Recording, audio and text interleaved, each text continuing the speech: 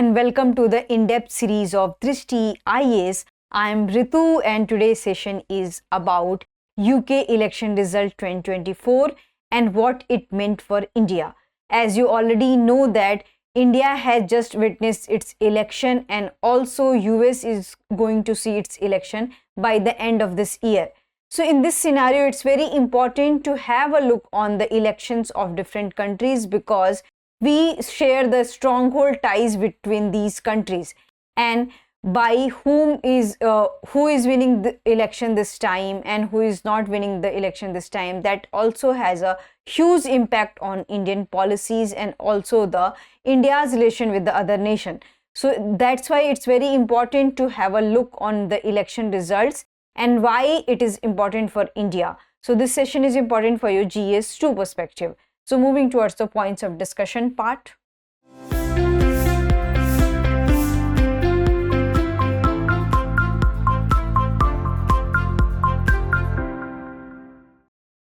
First of all, we are going to discuss the news, then we are going to discuss the election overview, and also we are going to discuss that what it meant for India. It means that we are going to discuss a brief about India and UK relation, and after that we are going to discuss practice question for prelims. Before that, you have to like, share and subscribe to the Drishti IAS channel. Moving towards the news part. So yesterday, as you already know that yesterday was 4th of July and UK had witnessed its polling day, and today is the 5th July. Till now, the election results have come and it shows that Labour Party had swept the election. So this is the result. That's why we are going to discuss and we are this particular news. So Labour Party Thursday ended the 14-year rule of Conservatives. So after 2010, Labour Party comes to the power of the UK. Before that, Conservatives were ruling to the UK.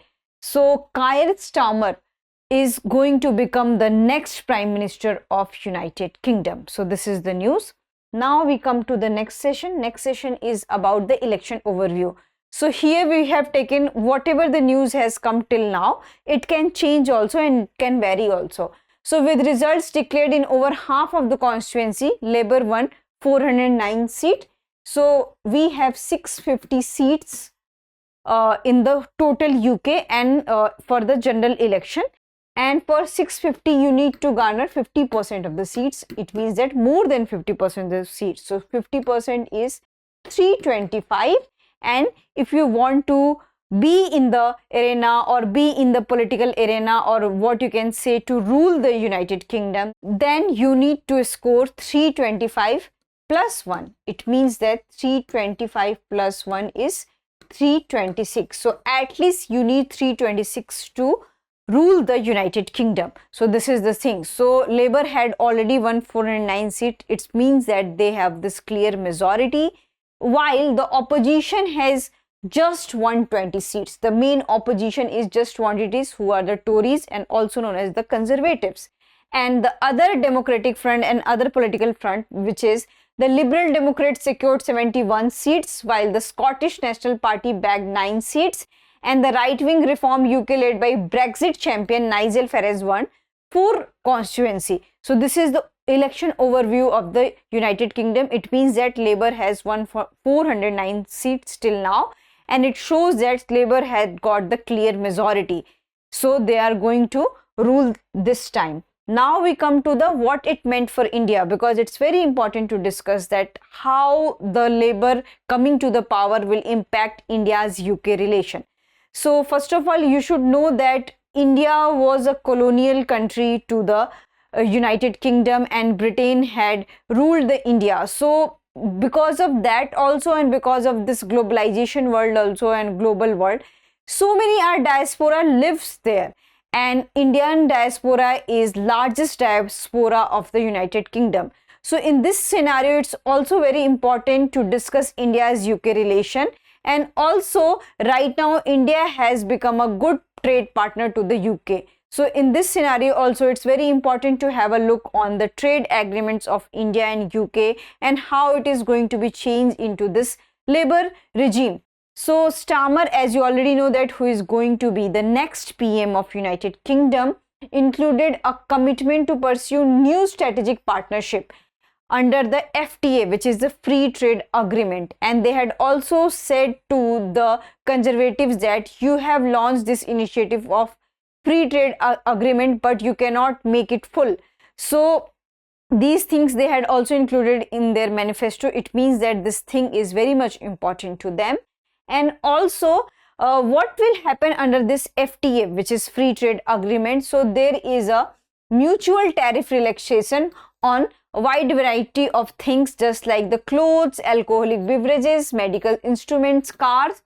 And under Keir Starmer, who is going to be the next PM, the Labour has changed its attitude towards India. Earlier there was a person, Jeremy Corbyn, who wanted to have an international interference on Kashmir issue, and that's why because of that so many Indians were unhappy, and in fact Indian government didn't want another kind of interference, especially interference by another country into the internal matters of India. So because of that so many people, especially the Indians, were skeptical towards the Labour. Though earlier there was a Labour government and British Indian always supported the Labour government, but with the advent of new classes coming to the Europe and also to the Britain, the new educationist classes went, the capitalist classes went. So they had changed their attitude towards the conservatives and they had started supporting the conservatives. But when we talk about from the earlier form, so British Indian always supported the Labour. But because of the few sentiments, their sentiments got hurt. But Keir Starmer has decided that they will change, he will change the sentiments towards India. So this is also the thing. Then we have also a problem with the temporary visas, and there are few issues with the temporary visas.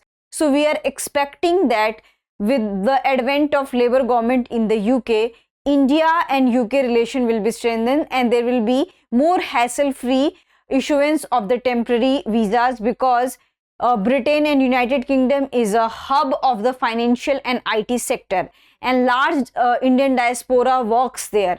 So many people migrate to Britain to work there, and also British Indian community who are living there are involved into such kind of the occupation. So this has another kind of impact on temporary visa. So this time we are expecting that there will be hassle-free temporary visa. And also, but these are the win-win situation when it comes to the Labour government.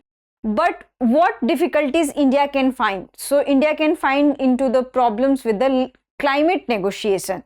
So Britain has placed that they will do this net zero emission by 2030. India's target is net zero is 2070. So you should not confuse. So UK target is 2030.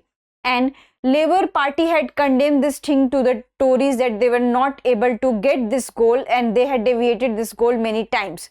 So because of this climate change, carbon tax also, India might have little difficulty in these kind of negotiation, but we are expecting best for both the countries. So also when we come to that, if Labour Party is coming to the power, will it have a negative impact on India's UK relation? Because Rishi Sunak belongs to the Indian origin community and he was the first PM of from Indian origin community. So it is expected that might be India's UK relation are good because of the Rishi Sunak.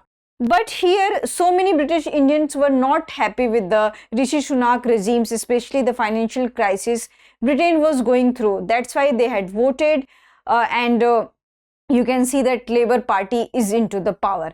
So this is not just necessarily mean that if any person belongs to a different kind of origin, that means that person can be favorable.